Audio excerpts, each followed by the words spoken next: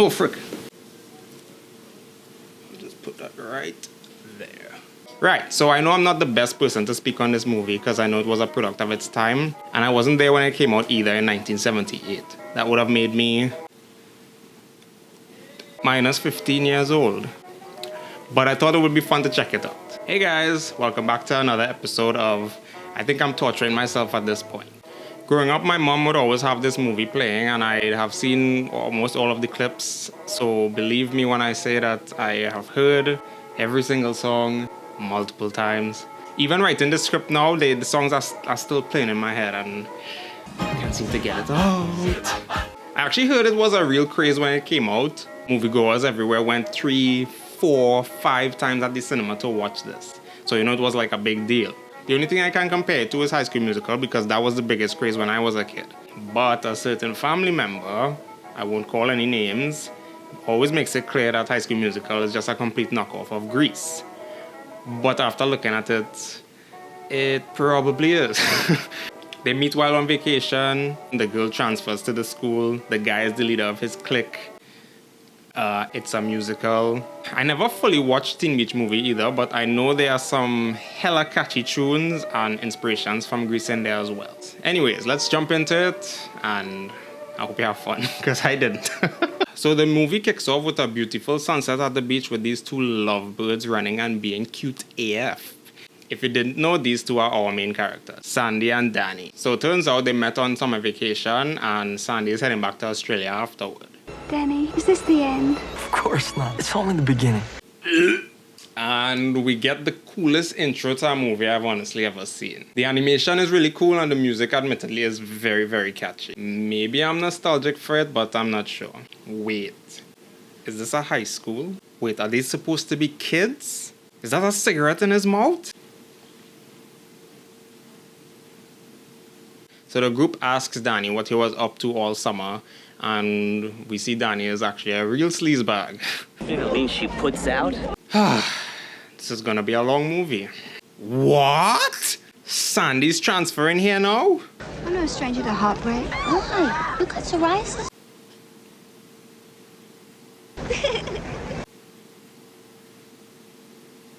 Are these really supposed to be teenagers? So anyways, these teenagers are seniors and they're the T-Birds and Pink Ladies. I think this will be important for later. Maybe. I hope.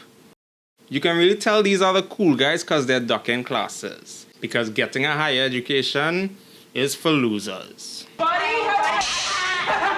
Haha! Take that, nerd! So the National Bandstand Show, I had to search whatever that was, and apparently it was a real show where like teenagers would be dancing on live TV with whatever popular band they hosted at the time. So that was a real thing. Anyways, they selected Rydell High School to represent for their TV show. So Frenchie here introduces Sandy to the rest of the Pink Ladies, and they're getting along just fine already. So while this character is talking to Sandy, Frenchie asks the other girls if she can make a pink lady, but Rizzo says that she's too pure to be pink. Because she's too much of a goody two-shoes, I guess? Don't know what that's supposed to mean. Hey guys. Hey! Yeah, I get the feeling that this movie wouldn't slide today. Why is this stuck? I've seen girls watching something from the side of their eyes, so that's like the most unrealistic thing about this movie. So the boys start troubling Danny to hear the story of the girl he met at the beach, and the girls ask Sandy the same time about her summer. And now we get introduced to our first song, if you don't count the opening scene, where they sing different versions of what happened. Obviously, I can't play it here, but the guys are focusing on the dirty thing that happened.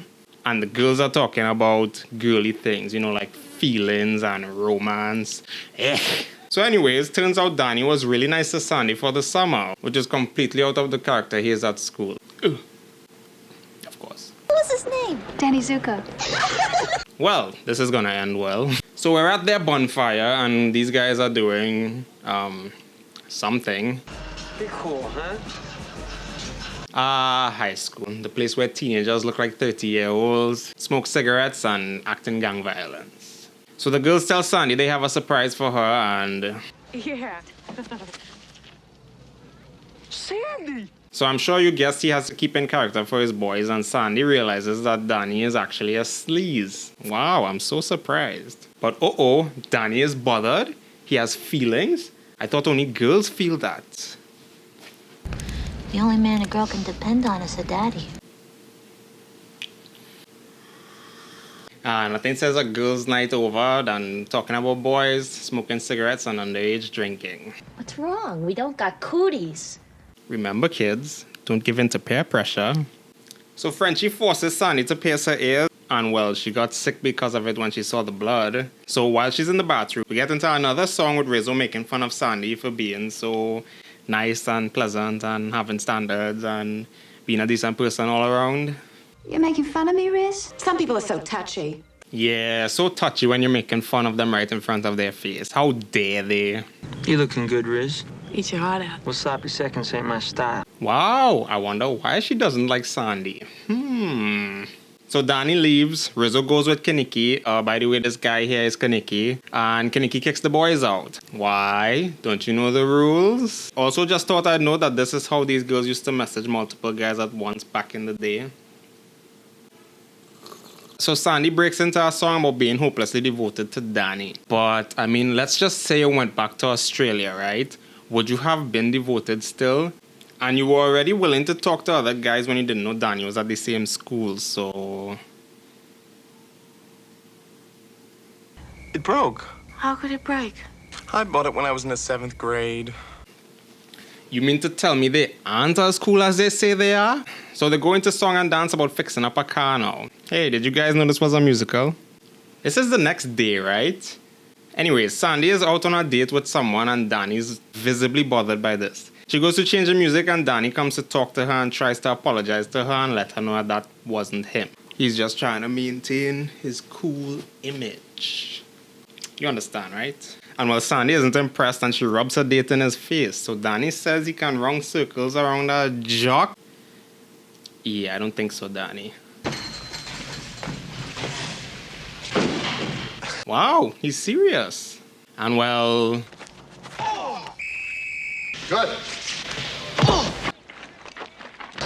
Turns out he's not good at it. So coach suggests running. And the next scene we see Danny running and sees Sandy and what's his face again. So he tries to show off and... Danny. Well, looks like she was just using you, Jeff. Is she taking you to the dance? Well, that all depends. On what? On you. Yeah, I don't think Sandy is such a goody two-shoes. That night, he takes her out, but everyone he knows is at the local diner. So funny to see everyone in their usual place, huh? They try hiding, but that wasn't very successful. My parents want to invite you over tea on Sunday. Do you want to come? Well, I don't like parents. Yeah, I don't think this date is going well. Okay, I just wanted to point out that she missed the switch right here. So how did the lights turn off? And it's about that time to have another song. So we're at the National Bandstand dance show thingy now, and everyone is dancing, I think. Okay, so Kaniki and Rizzo are fighting, so they went with each other's partners. I'm not really too sure how to word that, to be honest. How you doing, Zuko, baby? Hi. They call me Cha-Cha. So I think Danny went around a lot. Who's that girl? A girl I know, that's all. Right, so I actually forgot that this creepy TV show host guy was actually flirting with a high schooler. Like, she's at least 17, and he looks like he's 40. So that was uncomfortable to watch. How do you know her? She's an old friend of the family's, that's all. Wow, lying about it too. I hope this doesn't come back to bite him in the ass. Game rule 1. All couples must be boy-girl. This definitely wouldn't fly today. Yeah, I think this guy needs to stay very far away from teenagers. Right, so the dance finally started and it's a bit chaotic.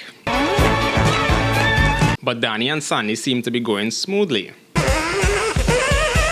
Oh no.